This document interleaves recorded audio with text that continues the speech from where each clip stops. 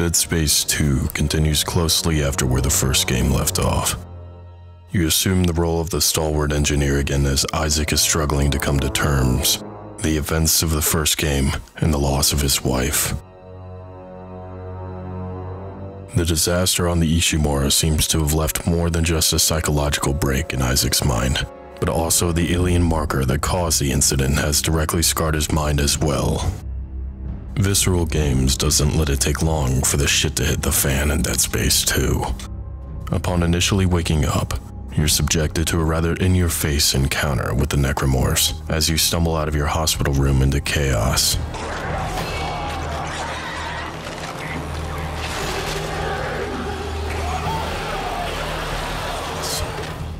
Rather than taking place after the Necromorph outbreaks, Dead Space 2 puts you right in the middle of it. You soon discover you're now in a space station called the Sprawl, orbiting Saturn's largest moon, Titan. The Sprawl is a much more diverse location than the Ishimura, instantly fixing one of the main problems of the first game, the variety of location. You'll visit areas such as the hospital, the apartment district, shopping district, and Unitology Temple, among others, while traversing the massive space station. The environments are significantly more detailed than its predecessor, and the deaths even more gruesome. Along with their visual upgrade, the Necromorphs come packed with more variety this time around, including new child and baby models. While the bosses are a bit less grandiose for the most part than the first game, you'll have no shortage of large, powerful enemies to fight.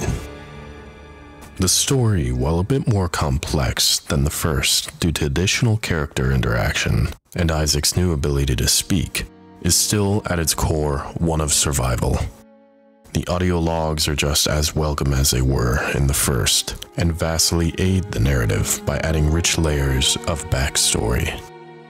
A new element of horror has been introduced as well: Isaac's very own sanity. His wife will occasionally appear as a reminder of his failure to save her from the Ishimura, and haunts him throughout the game, adding unexpected creepiness throughout the campaign.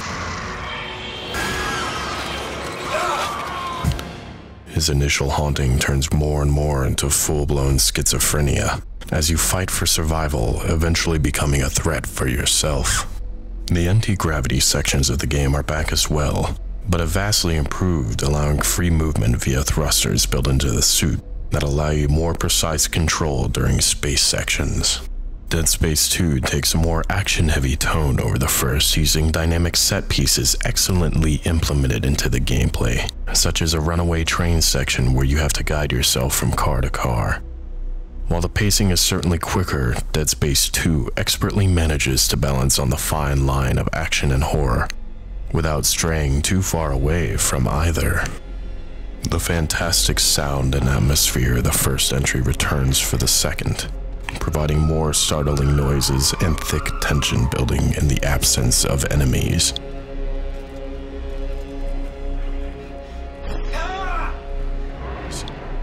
The weapons for the most part remain the same, with a few new additions such as the javelin gun, while armor modifications and stasis modules remain unchanged.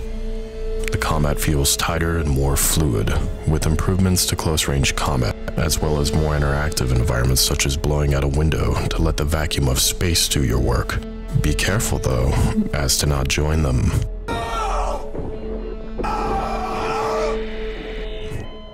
Dead Space 2 also provides the addition of a new multiplayer mode that involves one team playing as a squad of humans against the other team, a horde of necromorphs that try to stop the humans from completing various objectives before time runs out.